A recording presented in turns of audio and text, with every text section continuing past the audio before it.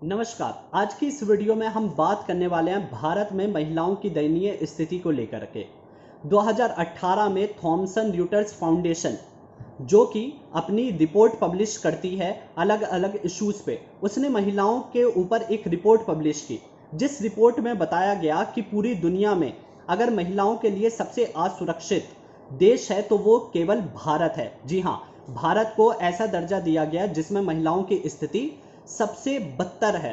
और अगर मैं बात करूं आज से 4 साल पहले भी, जब संयुक्त राष्ट्र महिलाओं के ऊपर एक रिपोर्ट तैयार कर रही थी, तो उसने बताया कि वैसे तो हमारे वर्ल्ड में अगर हम देखें तो चारों तरफ महिलाओं के खिलाफ अत्याचार काफ़ी किस्म के होते हैं। उनकी जो वैरायटीज होती है वो काफ़ी किस्म की होती हैं। डोमेस्टिक, नॉन डोमेस्टिक वायलेंस, ये सब तरीके के वायलेंस उनके अगेंस्ट में होते हैं।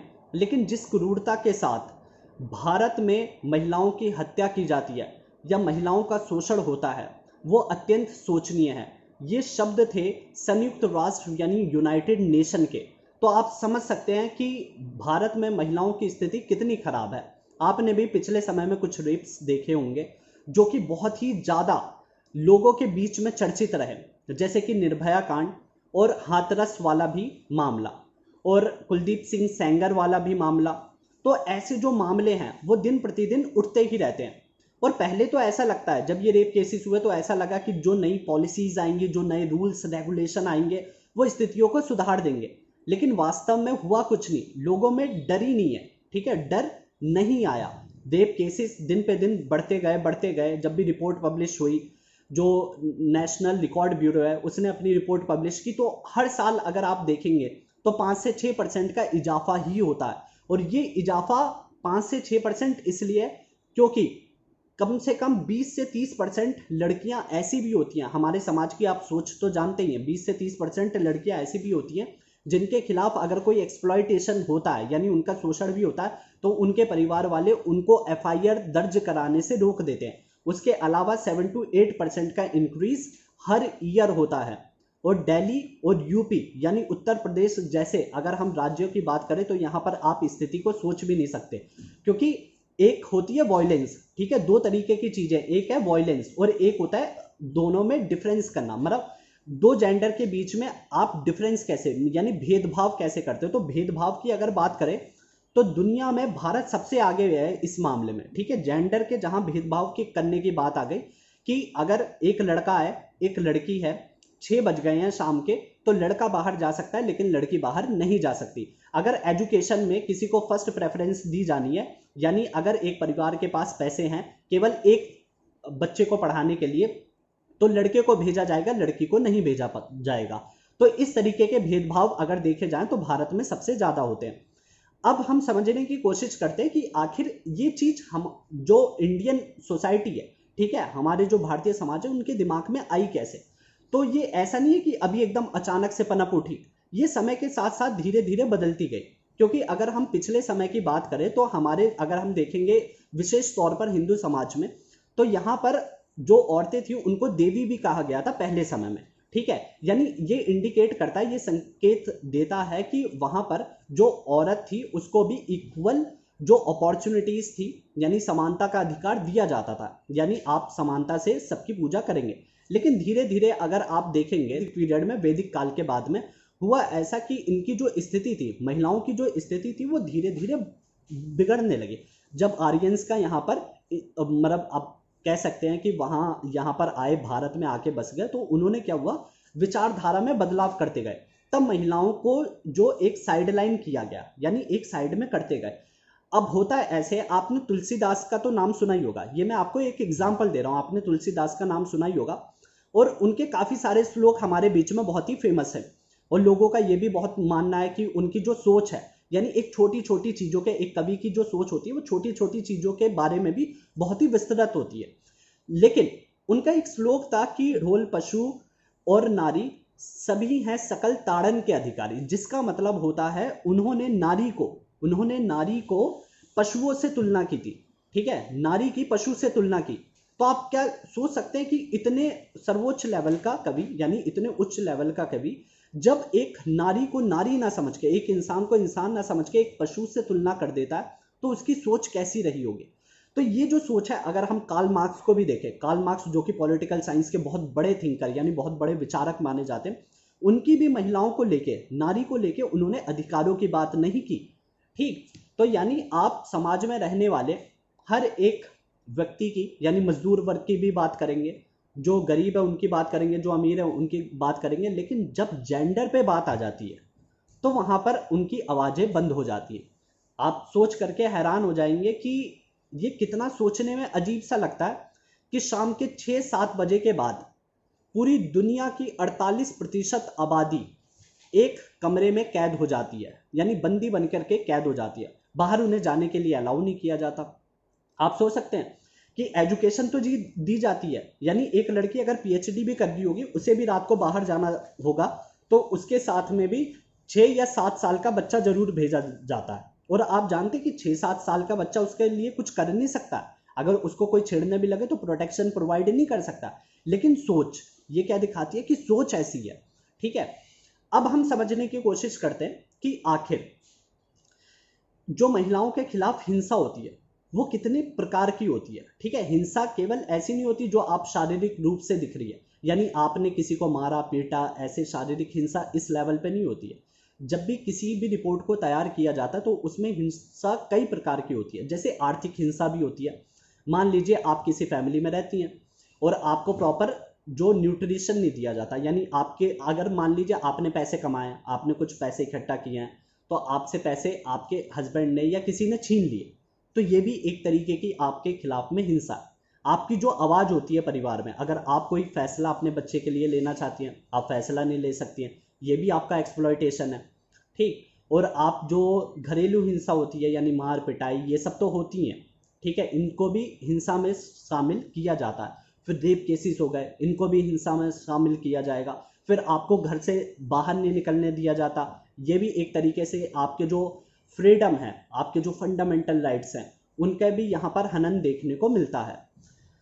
तो अब ये जो छोटी छोटी छोटी छोटी चीजें एक बड़ा बड़ा रूप लेती रहती है ये, और यहाँ पर जो ये सारी हिंसा होती है, ये होती इसलिए है क्योंकि बचपन से ही बच्चे के माइंड में ये सेट कर दिया जाता है।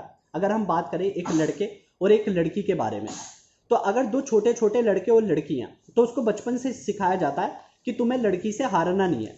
अगर वो मान लीजिए एक कोई गेम खेल रहा है और वो गिर जाए, वो रोने लगे, तो पेरेंट्स क्या बोलते हैं, अरे लड़की की तरह क्यों रो रहा है।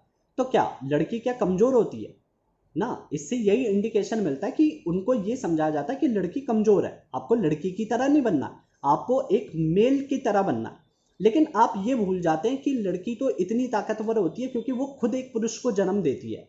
यानी अगर पुरुष अपने आप को ताकतवर मानते हैं तो जन्म तो एक लड़की से पाते हैं ना, तो ज्यादा ताकतवर कौन हुआ, जन्म देने वाला या जो बाद में पैदा होते ही ताकतवर बन जाए। तो ताकतवर खुद तो बने नहीं, जब जमीन पे आओगे तभी तो ताकतवर बनोगे। तो ये बात समझने की यहाँ पर जरूरत है। और एक डाटा मैं आपके सामने रखता हूँ और आपको इस स्थिति से पता चलेगा, आपको इस बात से पता चलेगा कि स्थिति खराब क्यों है।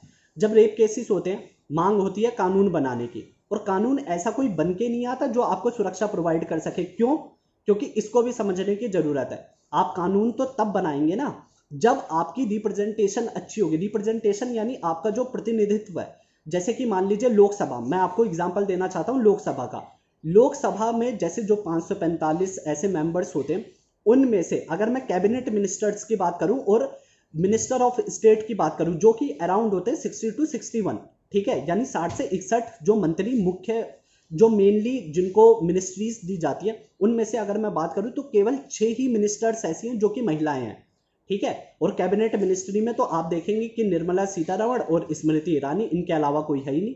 तो आप सोचिए जब रेप केसेस होते होंगे या जब कोई कमेटी बनाई जाती होगी, तो इनमें महिलाओं को कितना मतलब आरक्षण, एक रिजर्वेशन दिया जाता होगा। आप महिलाओं के ऊपर कानून बनाते हैं, ठीक है, और 10 लोगों की आपने एक कमेटी बनाई, ठीक है, 10 लोगों की कमेटी बनाई, महिलाएं केवल एक रखी, और जबकि मुद्दा महिलाओं का, तो क्या महिलाओं का मुद्दा पूरी तरीके से कवर हो पाएगा? नहीं हो पाएगा। ये तो रही लोकसभा की बात। अब मैं आपको बताता हूं दूसरी क्या चीज इंपॉर्टेंट रहती है। एक होते हैं कानून बनाने वाले और एक होते हैं कानून का पालन करवाने वाले।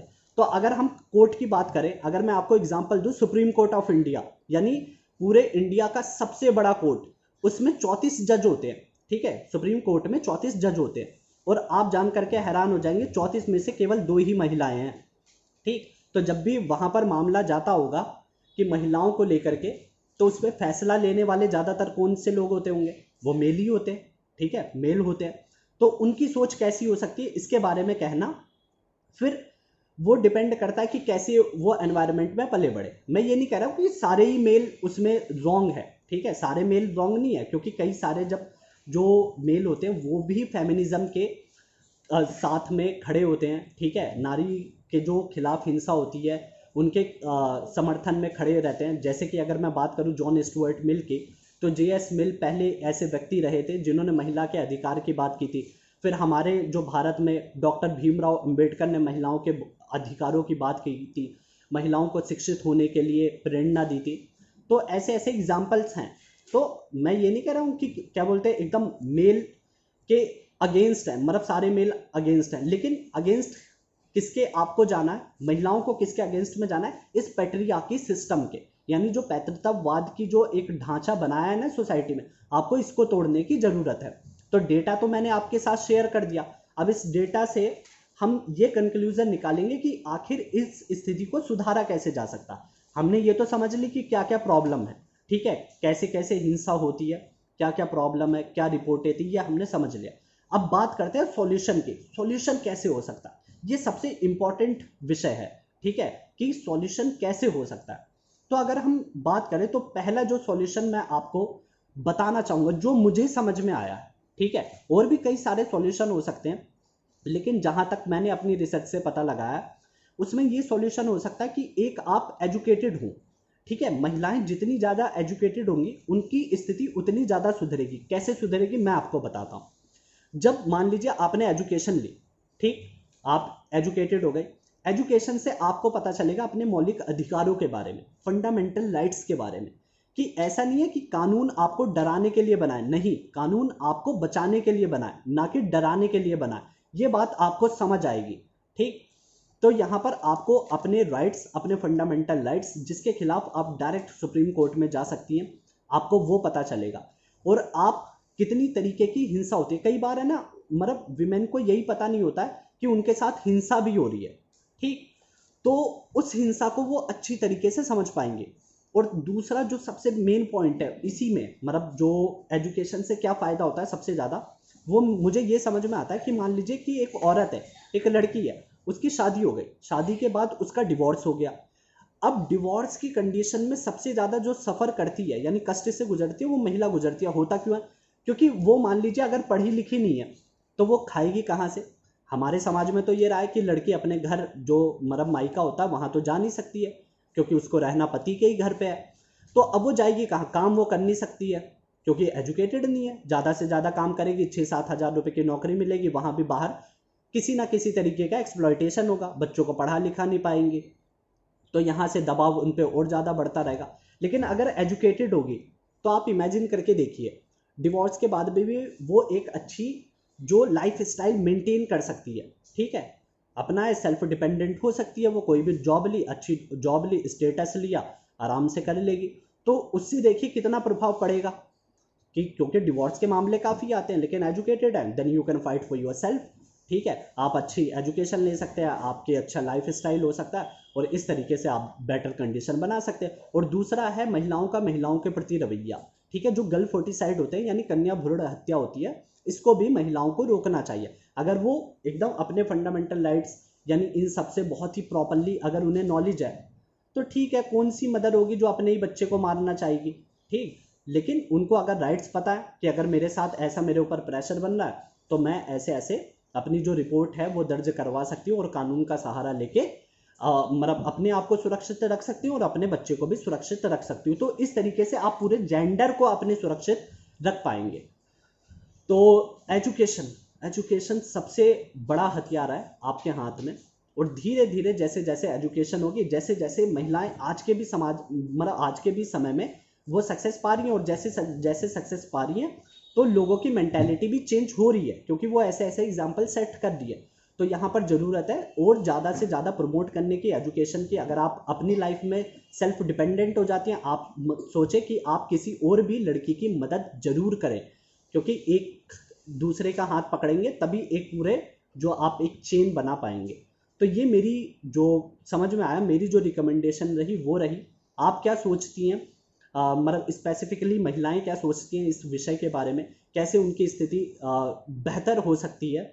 ठीक है, तो ये कमेंट बॉक्स में ज़रूर कमेंट करें, और अगर आपको वीडियो पसंद आई हो तो ज़्यादा से ज़्यादा लोगों को शेयर ज़रूर करें, और बेल आइकन को भी प्रेस करें ताकि और भी ऐसे विषय पे जो भी मैं वीडियो बनाऊं वो आपको मिल सके। So thank you very much for watching this video.